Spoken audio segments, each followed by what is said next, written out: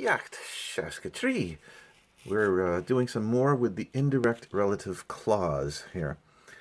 We start out with the direct relative clause, an far ata an, the man who is there.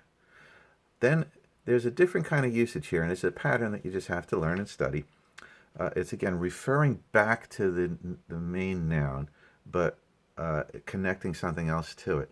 An far awul awak an, the man whose son is there. That whose brings that indirect relative form. The indirect relative form following is the same form as the question, as before.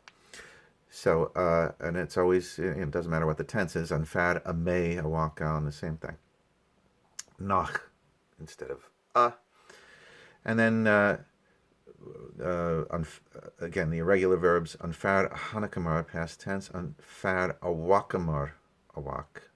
Again, it's the same as the question. So if it's irregular with the question, it's irregular with the indirect relative. Normal past tense would be instead of and nar instead of nach. So look at the last ones there. An rahar a gudjach, the bicycle which was stolen. That's a direct relative. An gasur gidjach a rahar, the boy whose bicycle was stolen.